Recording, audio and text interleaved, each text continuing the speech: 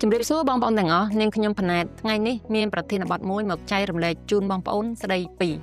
ការប្រើប្រាស់លេខបាកូដក្នុងគោលបំណងជំរុញការគាំទ្រផលិតផលក្នុងស្រុកនិងបង្កើនការយល់ដឹងអំពីការប្រើប្រាស់លេខបាកូដសូមជម្រាបជូនដំណឹងដល់ឯកឧត្តមលោកជំទាវ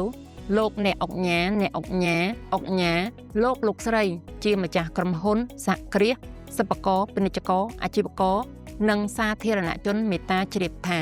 លេខបាកូដផលិតផលដែលផ្ដើមដោយលេខ884គឺជាលេខបាកូដដែលបានចុះបញ្ជីនៅព្រះរាជាណាចក្រកម្ពុជាសម្រាប់សម្គាល់អត្តសញ្ញាណនៃផលិតផលបាកូដនេះត្រូវបានអនុញ្ញាតឲ្យប្រើដោយ GS1 កម្ពុជា GS1 Cambodia ដែលស្ថិតក្រោមការគ្រប់គ្រងរបស់សភាពាណិជ្ជកម្មកម្ពុជាហើយត្រូវបានផ្ដល់ជូនម្ចាស់ក្រុមហ៊ុនសហគ្រាសសិប្បករពាណិជ្ជករនិងអាជីវករក្នុងព្រះរាជាណាចក្រកម្ពុជាសម្រាប់ដាក់លើស្លាកសញ្ញាផលិតផលព័ត៌មានលម្អិតបងប្អូនអញ្ជើញមកក្រុមហ៊ុន Dynamic Accounting Service ហៅកាត់ DS ឬជួយចុច like ឬ comment នៅខាងក្រោមសូមអរគុណ